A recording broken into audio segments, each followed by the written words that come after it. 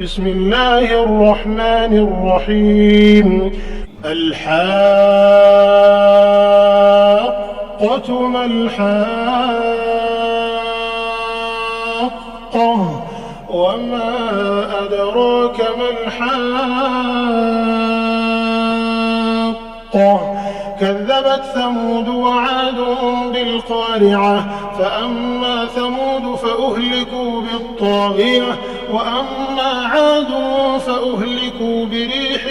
صرصر عاتية سخرها عليهم 7 ليال و8 أيام حسوما فترى القوم فيها صرعى كأنهم أعجاز نخل خاوية فهل ترى لهم من باقية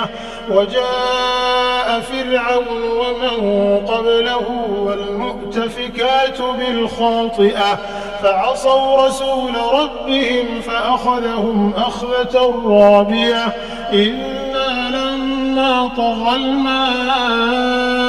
حملناكم في الجارية لنجعلها لكم تذكرة وتعيها أذن واعية فإذا نفخ في الصور نفخة واحدة وحملت الأرض والجبال فدكتا دكة واحدة فيومئذ وقعت الواقعة وانشقت السماء فهي يومئذ واهية والملك على أرجائها ويحمل عرش ربك فوقهم يومئذ 8 يومئذ تعرضون لا تخفى منكم خافية يومئذ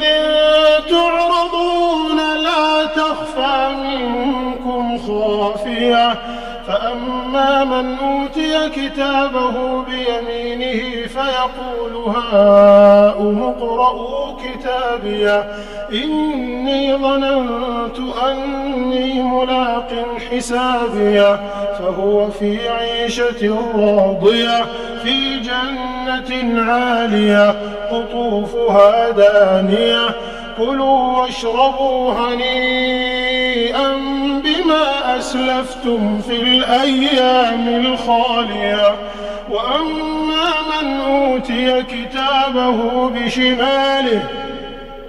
وأما من أوتي كتابه بشماله فيقول يا ليتني لم أوت كتابيه ولم أدر ما حسابيه يا ليتها كانت القاضية ما أغنى عني ماليه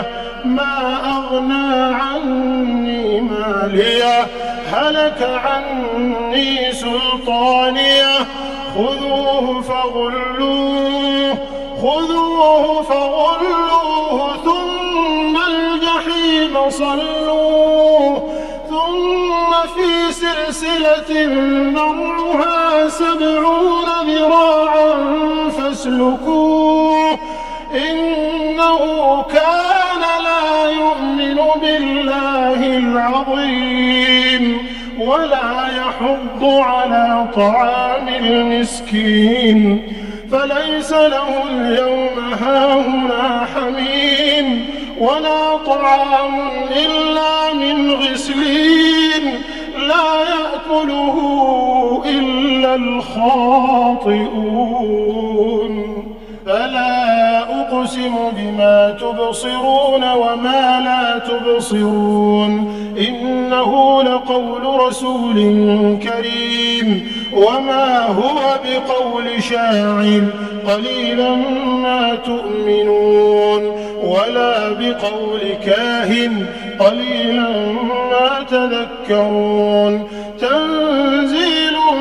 من رب العالمين ولو تقول علينا بعض الأقاويل لأخذنا منه باليمين ثم لقطعنا منه الوتين فما منكم من أحد عنه حاجزين وإنه لتذكرة